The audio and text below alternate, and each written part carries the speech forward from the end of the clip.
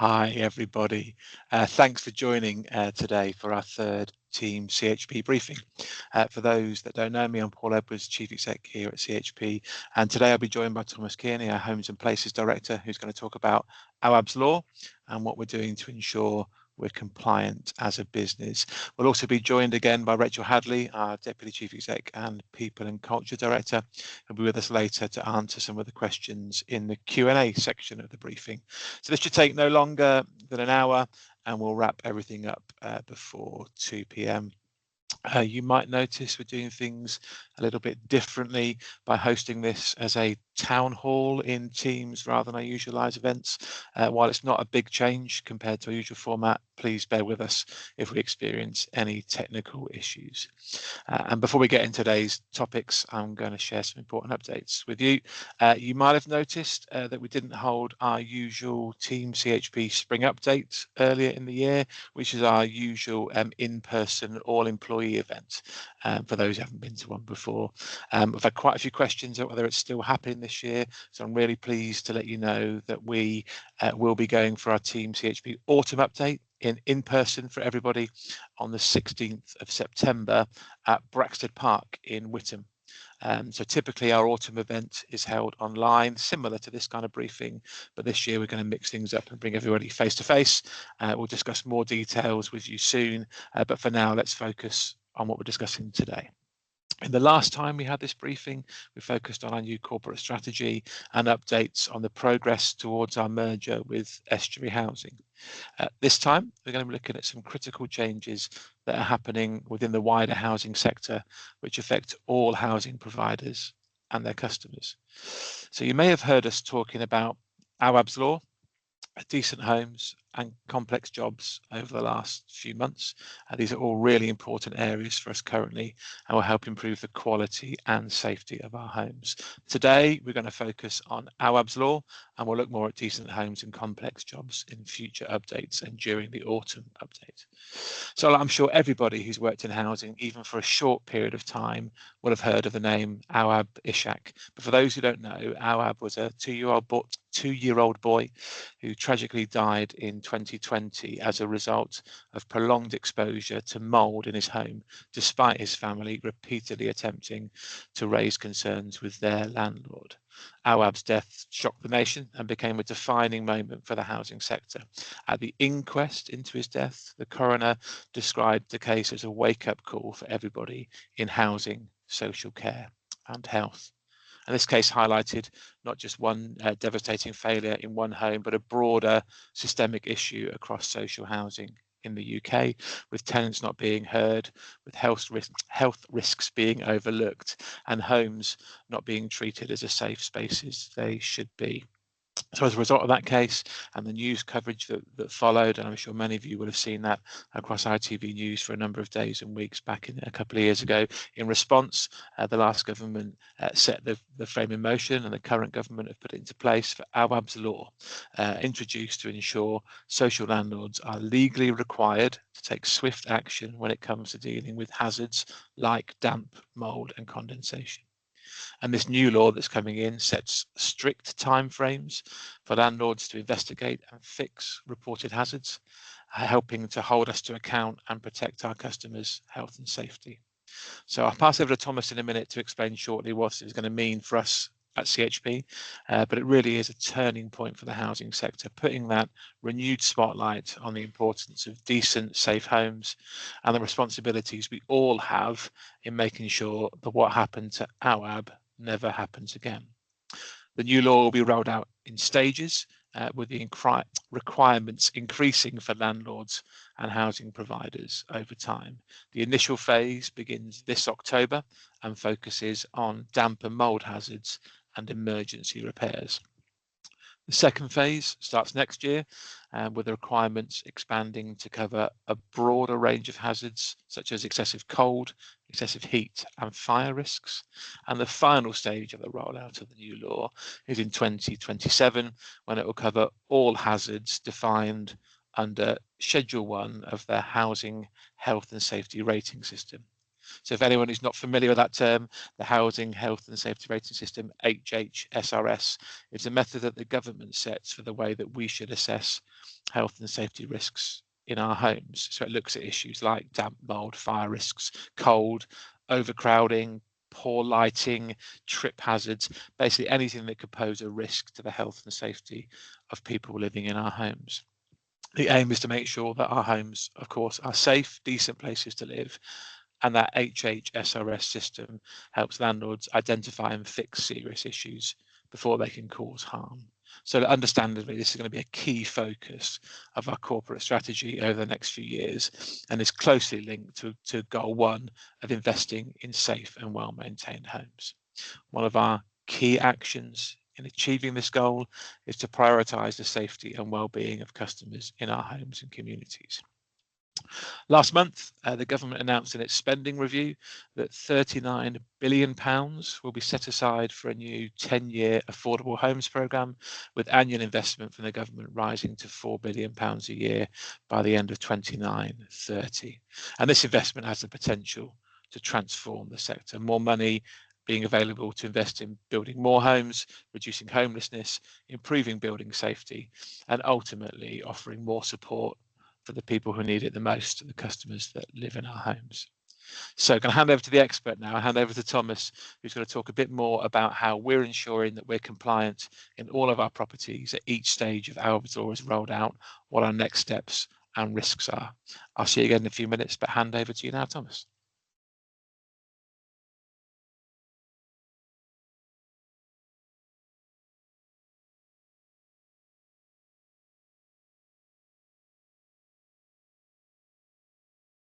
You might need to come off mute, Thomas, if we can hear you.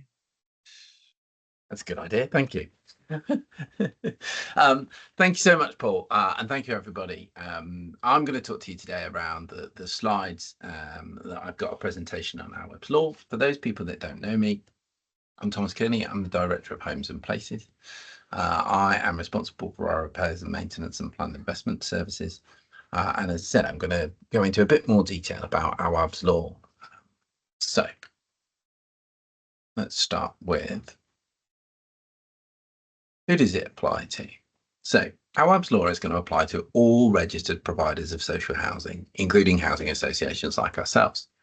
It applies to most social housing occupied under a tenancy of general social housing. So that's our affordable rented properties and our social rented properties. But it also includes temporary and supported accommodation. Our Web's Law does not apply to long leasehold homes, owner-occupied or shared ownership homes. The law covers all buildings, but importantly, the law is also going to cover all land that we are responsible for, including communal areas and gardens.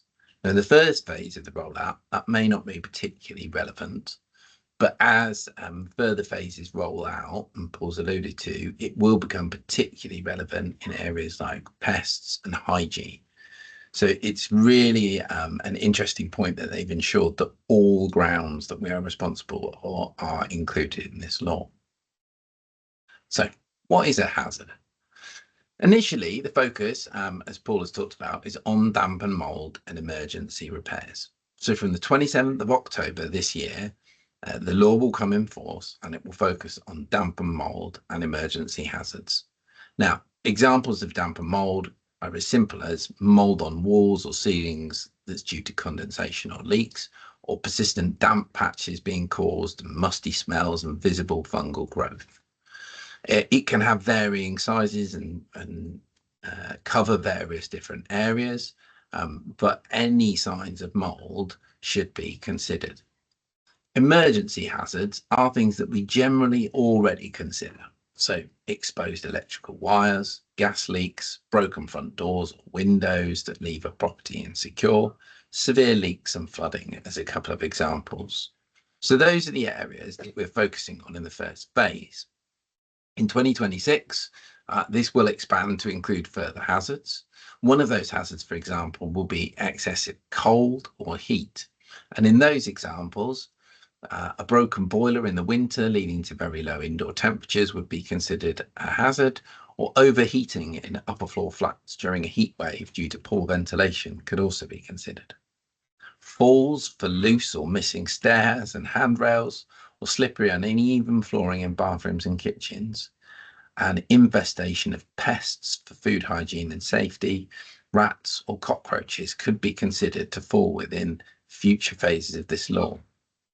Broken or blocked drains leading to sewage backups in the property also could be considered.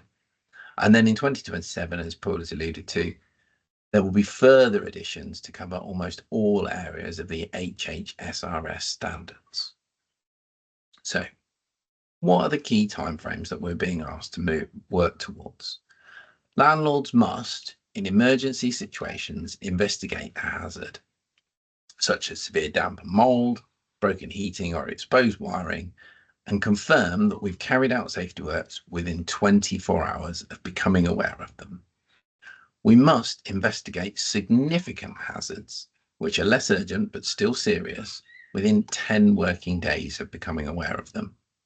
We're then required to provide a written summary of investigation findings to the customers within 3 days of concluding that visit.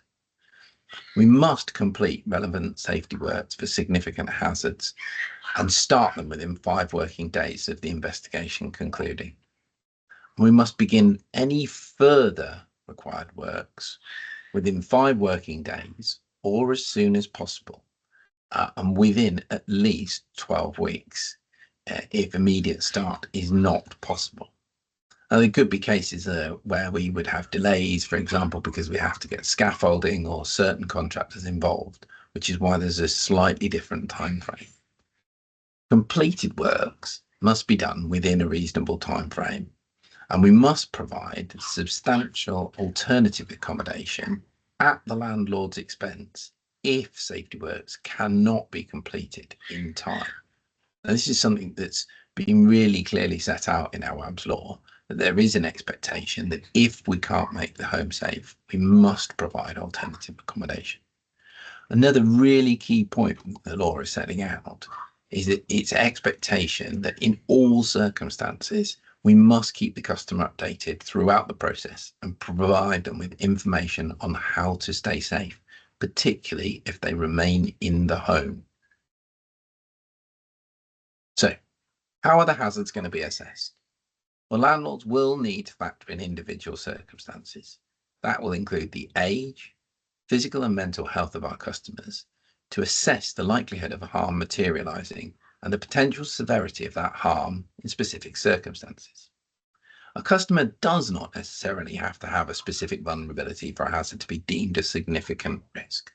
Some hazards pose a danger to anyone.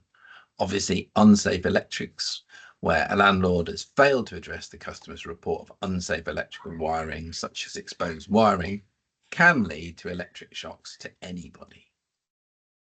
Contaminated water supplies. In one case, a customer with contaminated water could possess a serious health risk to anyone within that household, and we must act quickly to resolve those hazards to prevent illness or injury. Under our WAB's law, there are circumstances where different responses will be required depending on people's different circumstances. Now, medical reasons for that could be asthma, and therefore mold and damp would be more likely to be impacting on that household. The customer does not need to provide medical evidence of this case. If they inform us of it, we should consider it in our risk assessment, but we should take this, obviously any medical evidence we do receive into account. Now, other examples obviously would be an elderly customer is living with a broken boiler in January and the temperature obviously in their property is at a dangerously low level. There's a heightened risk to that customer. Customers that are reporting cracked ceilings that appears to be sagging and has a potential risk would generally be for anybody as a risk.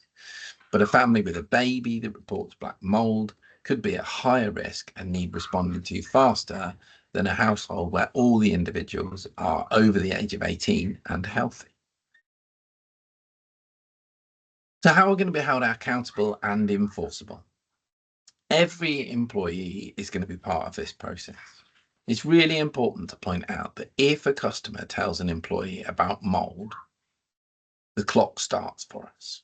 It doesn't matter whether that's a repairs employee, a customer service employee, it could even be someone phoning up to pay their rent. Any employee gets informed of one of these hazards means that the clock starts, and we must ensure that the issue is reported immediately so that the investigation and repairs can start within the required time frame. The law applies as soon as I said any employee becomes aware, and this will also include our subcontractors. If the customer feels that we are not acting in line with the law, they can then take legal action against us. Obviously, that's something that we would like to avoid, but that is the power behind this new regulation. The Housing Ombudsman has also been given additional responsibilities and will be using the timeframes that I talked about earlier to evaluate cases and monitor compliance and how we respond. There are examples that if a landlord cannot meet the timeframes for reasons beyond their control, there could be a legal defence. But we must always try and take all reasonable steps to ensure that we're responding and that we're dealing with the case. There are a lot of risks and challenges to this new law, but some of the key items we've called out here. As I've discussed earlier, whether a hazard is a significant risk or emergency hazard depends on whether it presents a risk or harm to the occupier's health or safety, that a reasonable social landlord with the relevant knowledge would take steps to make safe a matter of urgency within 24 hours. Having that relevant knowledge is defined as meaning the knowledge that the social landlord has or reasonably ought to have about the health and circumstances of the occupier, such as, we may know that a customer is in a wheelchair and therefore circumstances and response times may be different to them than other customers. It's really important that we improve the flow of information we have across our business to ensure that we can make the right assessments and suggest the right solutions. There will be different circumstances, as I've said, where we need to think about responding in different ways to different customers. Another example is around making sure that our data on our customers is better so that we can provide better reports and guidance in other languages. If English is not a first language of a customer, it is expected that we're able to support them to remain safe in their home and provide them with guidance in a language that they can understand. So again, that may be information that we could have had at a sign-up period. We need to ensure that that is reflected across the business and how we're responding.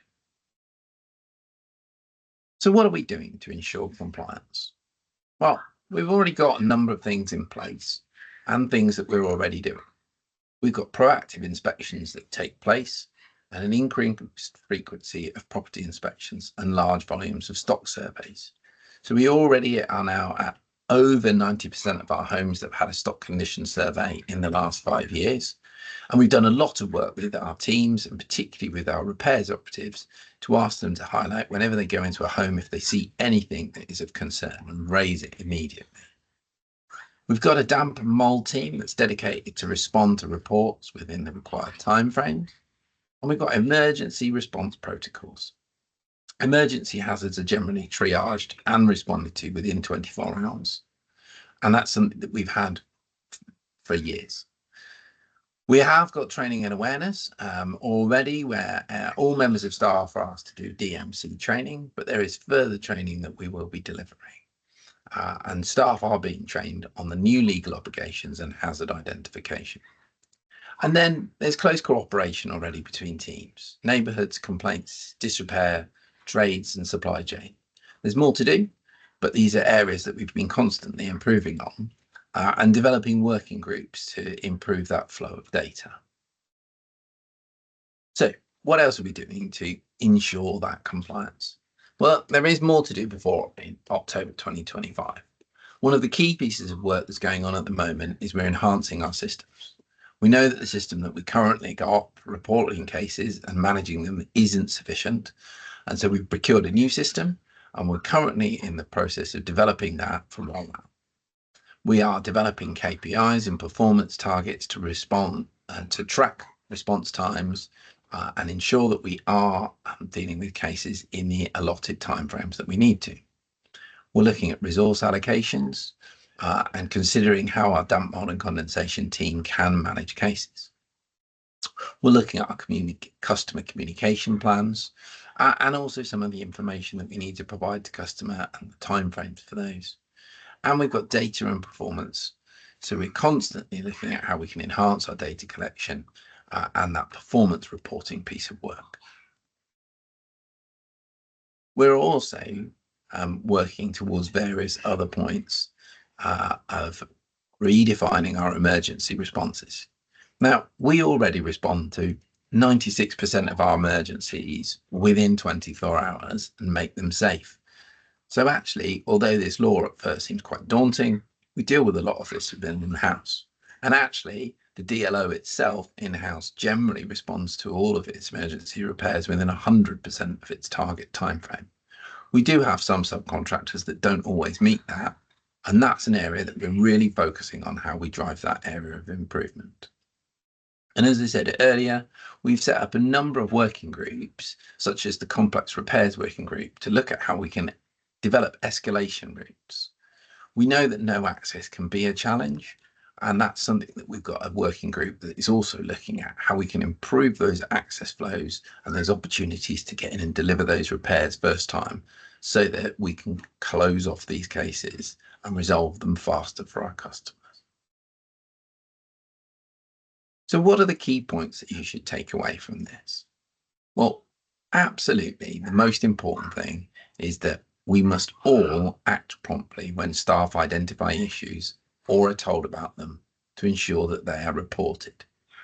I know that at first this can seem that this is just a repairs item, but actually, as I tried to allude to earlier, if anyone finds out about this type of repair or issue that a customer has, they're responsible for reporting it.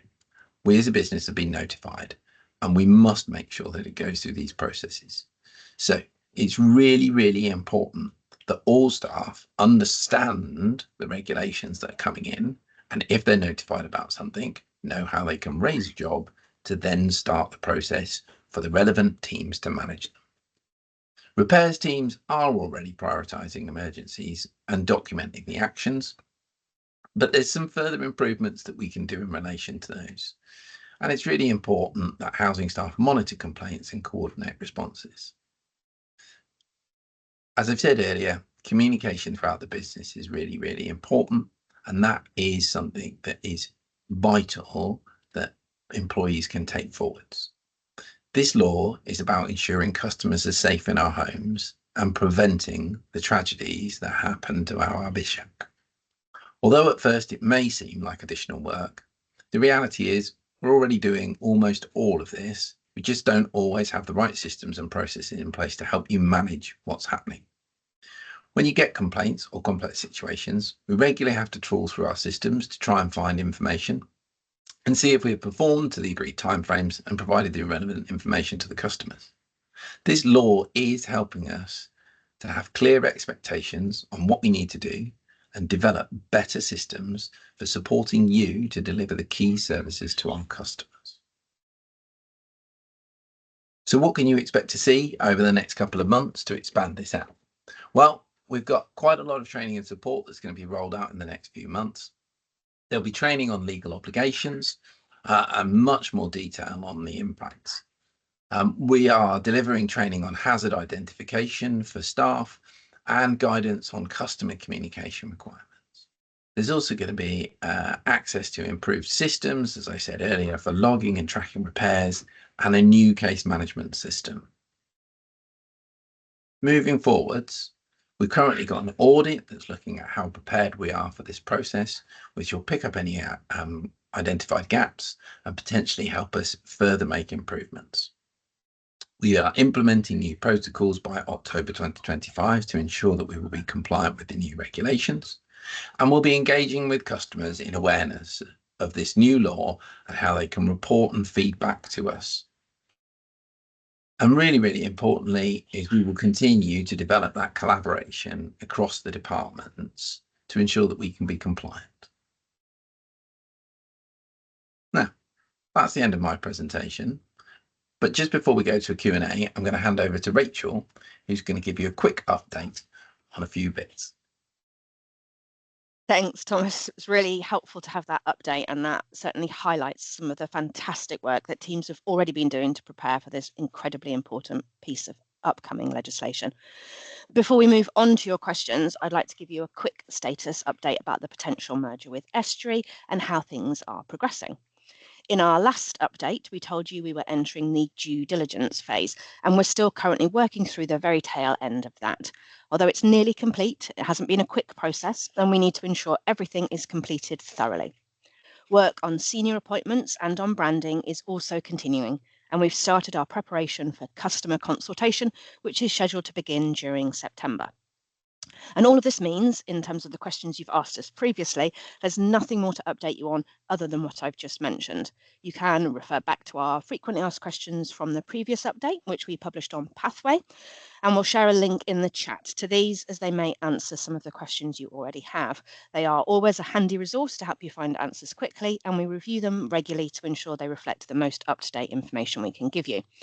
Of course, today you're welcome to ask us any questions about the merger that you like. However, just as a warning, the answers will likely be very similar to those that we provided before.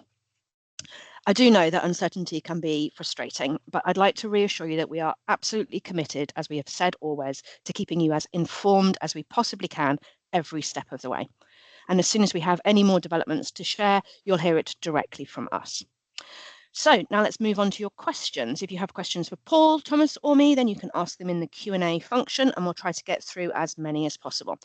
As we're unlikely to have time to answer all of your questions now, we'll prioritise any questions that aren't posted anonymously, as it's great to know who we're responding to. After the session, we'll answer any questions we didn't get to and publish all the responses via CHIPS. So let's jump into the first question. I'm going on the basis of the upvoted non-anonymous question at the top of my list. And that is, have there been any recent government announcements that might affect us? Paul? Lots. I think it's a short answer to that. It's been a really quite interesting to me, maybe not to everybody on this call, last few weeks in terms of the Labour government a year in really underlining one of its key manifesto points, which is increasing the delivery of social and affordable housing across the country. So I touched on it a little bit earlier, the spending review that was a few weeks ago, delivered by Rachel Reeves, the Chancellor, had some big announcements for the housing sector, £39 billion over 10 years for actually renamed. It was called an Affordable Homes Programme. They're being quite clear that that's a social and affordable homes programme to prioritise more social rent homes, our cheapest price point. And that's great. That's certainty for the sector that there's going to be a grant programme for the next decade.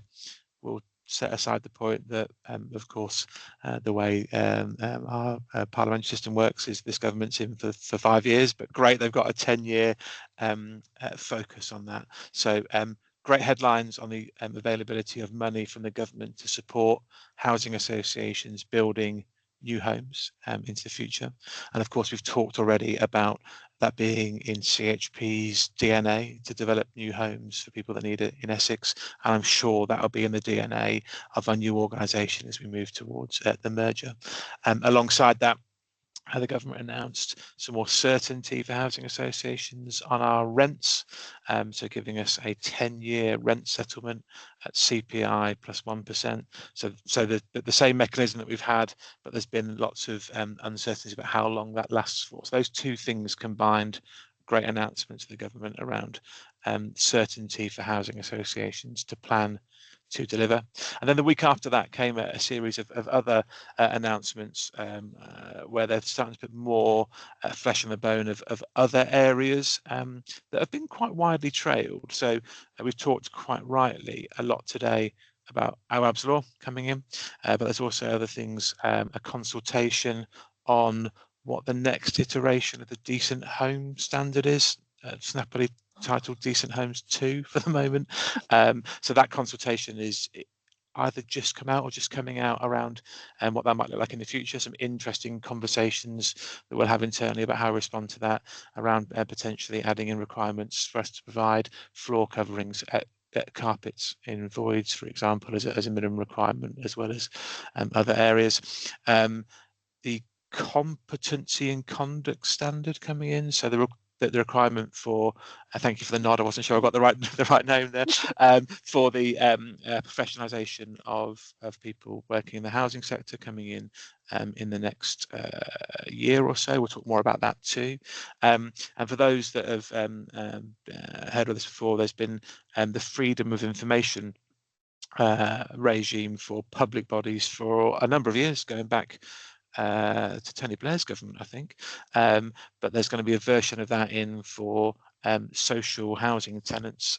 STAIRS, I think that stands for Social Tenants Access to Information Regime. Is that right?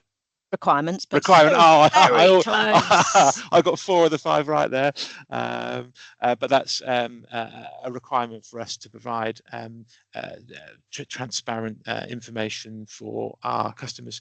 Again, coming in, I think, from April 27. So, short answer to this question: there's been lots, probably more in the last couple of weeks from a government than I've known for a good while. We'll talk more about each of those other areas as they become relevant. But it's been quite a busy few weeks for announcements. There's a few more as well, because we've also had a consultation out on electrical safety standards within our sector that's just landed. We've also got personal emergency evacuation plan regulation, which is due to come in next year. And we've got minimum energy efficiency standards that's out for consultation. Anybody would think the government is going on holiday over the summer and wants us to feed back so that when they come back from their breaks, they can get on with what they're doing. Excellent. Shall I pick up the next question? So thanks to Jodie for that previous question about government announcements. Then next one in my upvoted non-anonymous tracking is from Chanel, who asks, if the merger is approved, will we have an opportunity to meet the teams at Estuary that are similar to our own, either at their offices or Myriad House, before the merger completion date, so we can start to establish relationships between CHP and Estuary? Great question. Really important when you've got 2 teams coming together to ensure that they get the opportunity to meet and form those new relationships. And we've had the opportunity through some of the due diligence work to already start doing that. I expect that it will continue over the course of the next few months to really accelerate at the point after the merger is actually approved and before the effective date. So absolutely, Chanel, and good to see you're interested in that as well. I'm just going to carry on in this vein, if that's all right. This is one which I'm going to combine an anonymous question with a question that's actually got a name on it. So this was a question from Lucy Godwin, as well as anonymously. Broadly, it was around the implementation of Awaab's law and a consideration as to whether that will require us to have any additional headcount within the business, referencing the current size of the DMC team. Thomas, would you like to start on that one? Yeah, certainly. So I've got a conversation with the DMC manager and my head of operations actually planned in the next couple of weeks to exactly do that piece of work around understanding what's the impact and what are we going to do and how are we going to ensure that we've got the right resources and flexibility to meet those timeframes. Now, that may be some additional staff, it may be outsourcing, it may be rethinking how we use the resources that we've got within our business as it stands. So it's not necessarily going to mean more bums on seats, to be perfectly frank, but it is definitely a conversation that we are having. We need to understand that. It has been quite interesting that in the last 12 months since we've had our DMC team live, we have seen a reduction in the number of cases of damp mould and condensation that we get reported. So we are seeing less cases come through because of the proactive work that the team has done to resolve some of the problems. But it is going to continue. There is no denying that. It is a challenge for us and as a sector. So absolutely, it's a conversation that we are having and is live right now. Thank you, Thomas.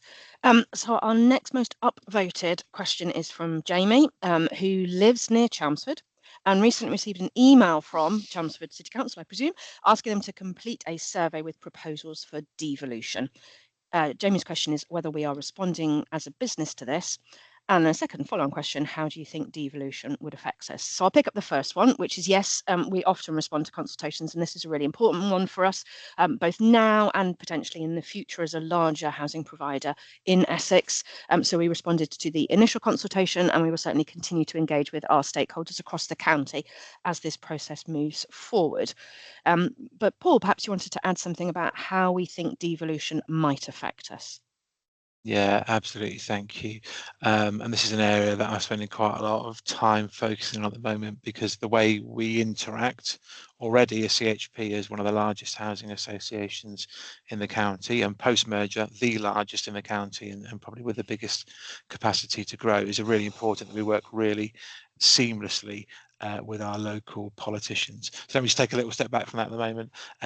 For those of us that live in Essex, we live in one of 15 local authorities at the moment. Like Jamie, I'm in Chelmsford, but you've got traditional district councils covering the rest of the county. Frustratingly, there are some counter proposals coming out at the moment. So Chelmsford, who we do a lot of our work with, and Southend, who Estuary do a lot of their work with, are key proponents and favour a 5-tier model. So 5 local authorities instead of 15. For Chelmsford, the proposal is that Chelmsford, Maldon and Brentwood come together, and Southend, Rochford and Castle Point come together, get imaginatively renamed. I'm sure the former of those are something like Mid-Essex. So 5 across the county, and this is coming in a couple of years' time. Yesterday, the County Council were quite vocal that they prefer something different, which is 3 councils instead of 15. So instead of the 5 council model that Chelmsford fancy, the County Council think of 3, but they've not said how they would divvy that up yet. Everything's up for grabs, but what is certain is there will be local government reorganisation. That's really important that we respond to that, to Jamie's point, that we try and influence it, because we already are, and we will be the biggest housing provider focused on providing even more new social and affordable homes in the county.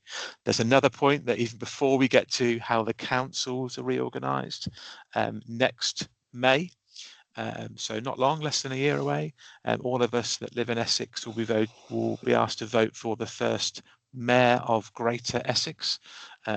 So you may have seen there's a mayor of Manchester, Andy Burnham, who's been there and quite vocal for a number of years as a mayor in the West Midlands. There are mayors around lots of other metro areas and regions.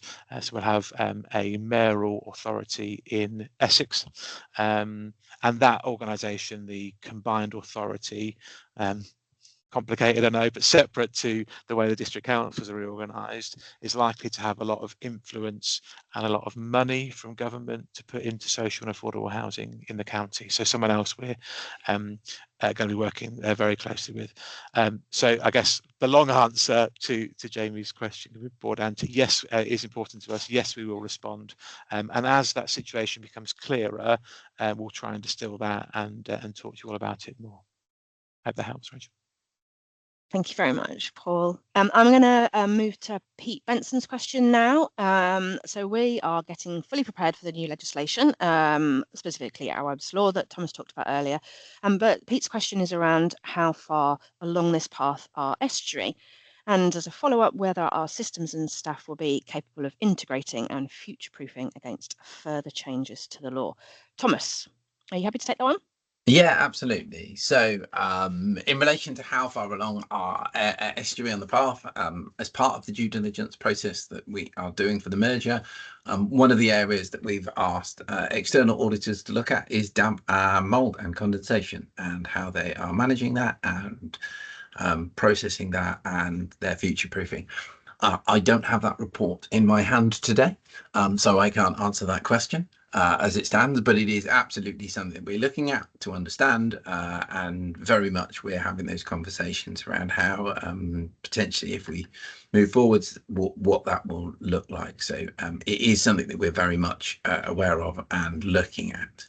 I think the second part of that question, sorry, was around capability of future-proofing against further changes to the law.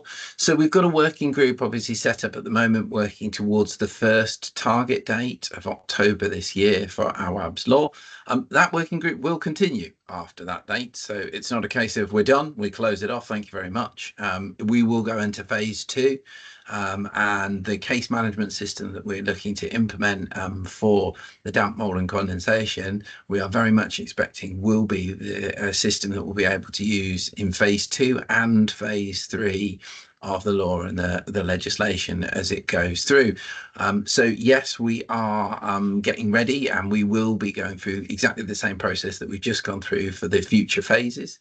I suppose the small caveat to that is very much around the fact that although they say it's going to come in 2026, and Paul started off with this, there's a lot going on at the moment. So how much of it will get rolled out when is a little bit of a we'll see, but we're definitely planning for those future phases. Almost like you were seamlessly linking to the next question, Thomas. Heather has asked us, with regards to all of the new legislation, many of which will likely involve the same people, are there going to be other working groups that will help manage the priorities and ensure employee well-being through such a busy period? I'm sure you didn't seamlessly link to that, it's just a coincidence. But some of the things that you and Paul have both touched on are at a consultation stage in terms of legislation. So that activity is slightly different from the ones that are further ahead and more likely to be coming into law. So we've focused on Awaab's today because that has an effective date of October this year. Competence and conduct and STAIRS, which were two of the other pieces of legislation that Paul touched on, are latter part of 2026, but there are some other elements, Thomas, you talked about electrical safety, that we may have to prepare for slightly sooner than that. So one of the features of the kind of government legislative approach is that it goes through the stages of consultation before it becomes law. So there different things are at different stages, and that will involve different teams on that basis.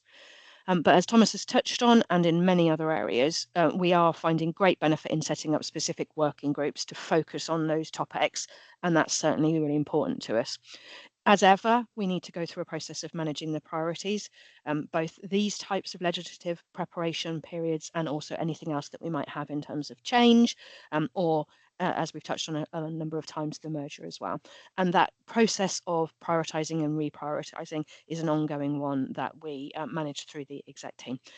Thomas, Paul, I don't know if either of you want to add anything to that? The only thing I'd add to that as well is we know that obviously, there are only so many limited hours within the day. So, for example, with Awaab's law, where we have been able to get system experts to be involved in this project group, we are bringing in extra help as well from outside of the business to ensure that these projects can be delivered and that we meet the timeframes that we've got. Obviously, particularly where it's a regulation that we've got to deliver to. We know that that people are trying to achieve as much as they can, and where we can supplement that, we are doing that. Thank you. Paul, if you had anything to add, you can do it in a second because this next question is coming for you. And that is Stephen Wake's question. Stephen is very appreciating that we're in early days as it looks towards the potential merger, but he's keen to understand what we would say is likely to be the key benefit for our existing customers. This is great prep for our customer consultation at the end of September. Paul? Yeah, thank you. And no, Thomas covered what I would have added to the last question, so thanks for that. Steve, but brilliant question. And we started to talk about this when we took the outline business case to our boards that we talked about a few months ago now. I can't believe it's July already. It's time is flying this year. And we would talk a lot more about this, as Rachel said, through our customer consultation and through lots more of these conversations with all of our colleagues on both sides of CHP and Estuary as we move towards the end of the year. What was really exciting for me about when we started the conversation with Estuary and thought about what we could do if we came together was the three key things. The real elegance of the fact that we both work in exactly the same place. So of the 17 local authorities that we currently work in, 15 of those are the same. So we get a concentrated geography to do more good with. The fact that our corporate strategies, if you change a couple of words, were the same thing, but crucially that when you put our business plans, our finances together, our strengths and weaknesses cancel each other out. And what fell out from that was the ability for organisation to do more for our current and future customers. I know your question's about our existing customers, but it's important that we think about both. So as we move through the due diligence phase that Rachel's talked a couple of times about, of identifying are there any showstoppers, spoiler alert, no, so far, that to stop us moving to the next stage. So as we move through that phase and we start to refresh that work, what I really want to be clear on before we get to the customer consultation towards the end of the summer into September, is what it means for our existing customers and what it means for our future customers, and to start to break that down into the ability to invest more and invest quicker in the quality of our current homes than either CHP or Estuary could do separately, to be able to spend more money on our all of our interactions with our customers, but particularly involving our customers and making more of an impact outside of kind of traditional housing management activities too. So I guess one of the really exciting things for me is the ability to create an organisation with more resources to be able to do more for our customers. I'll bring Thomas in a minute, because one of the key challenges that we'll face and that the leadership team will be focusing on is making sure that during that integration phase, particularly around the repairs service, Thomas, I don't know if you touch on that in a second, is that we make every effort to avoid worsening service to our current customers while we focus on integration and bringing organizations together. So that's in my mind constantly. I don't know if you want to say any more to that, Thomas, about the focus we'll have on maintaining our customer service levels through the early days, weeks and months of the merger. Absolutely. One of the key parts of the merger conversation that I think everyone is aware of is that Estuary have clearly said that they're interested in having an in-house repair service, and that's something that we are going through this due diligence process to look at how we can scale up our DLO. The reason for that is because of the exceptional customer satisfaction scores that we receive and that we will need to maintain. And therefore the reality is that when we merge on day one, we won't be merging repair services. That's just not realistic. We will have a proper planned process if we are able to expand the DLO, which sets out the expectations and timeframes to look at how we can bring those services in to ensure a smooth transition for Estuary customers and as little impact on our existing CHP customers through that process. We've absolutely got to get it right to make sure that we maintain those high customer satisfaction levels, as well as the great work that we already do and the really hard work that we've been doing recently to drive down our WIP targets, etc., etc. Thanks, Thomas. I'm going to ask you a very specific question from Sarah, which is, will the initial report of DMC become easier to log and document if this is open to everyone to log? Yes. Is that Yes. the answer you're looking at? Well, I think that might be the answer that Sarah is looking for, and perhaps the answer others. that Sarah's looking for. So I can tell you that the working group at the moment is developing a solution that will be able to be raised by all employees across the business, so that they will be able to log a DMC case. And it's designed in that solution process as it stands. So very much that's the focus of the group. They've mapped the process and how we get those jobs in. And yes, we will be looking at how we can make it really simple, so that obviously frontline staff, but also non-frontline staff can raise this, and then it can go to the right people to then make contact with the customers to maybe find out a little bit more information where needed. Thank you, Thomas. Paul, I'm going to come back to you because I'm not sure that my answer on rent convergence would be at an appropriate level of detail. But Jenny has referenced seeing a lot in the housing press last week about proposals for rent convergence. Can you explain more about what this means? Yeah, Rachel, I could probably talk for days on this one because it used to be an old job of mine many years ago. So when the government talks about rent convergence, I mentioned just now there was some certainty from the government on our rent settlement for the sector, so the ability for housing associations to put their rents up by a known amount for a 10-year period. That's a great thing because we can plan more effectively if we know what the rules of the game are. But rent convergence goes back to, I think, 2002. I'm showing my age now, when before that, social housing rents across the country were like the Wild West. Everyone had their own system for thinking about what a social rent level should be. And I think when I first started working in Essex, there were various methods of doing that based on numbers, points for the numbers of attributes you have in your home. So numbers of bedrooms, whether you've got a garden, whether you've got a garage, to quite frankly, I think in the past, whatever someone fancied setting the rent to be. So there was a need for the government at that time to try and get a system of harmonising social rents across the country, and every social and council rented property had a formula rent. So a formula that says the rent for this 3-bed property in Chelmsford should be X, and the same formula says that a 2-bed property in Scotland should be Y, and they all came from the same basis. And convergence was a method for housing associations and local authorities to get to that rent over a period of time.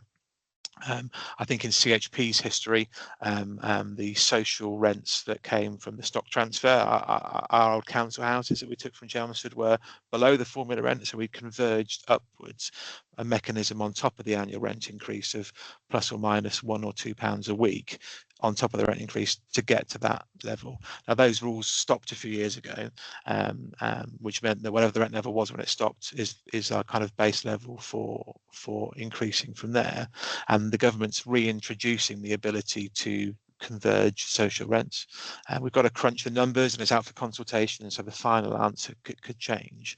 But that does mean we'll have the ability to essentially catch up on some of those rent increases, add more financial capacity into the business, which is great for building new homes, great for accelerating investment into our current homes. Of course, if you're paying your rent rather than it being covered by housing benefit or universal credit, that's not a good thing to have a rent increase that's higher than inflation. So we'll have to weigh up all of those factors too.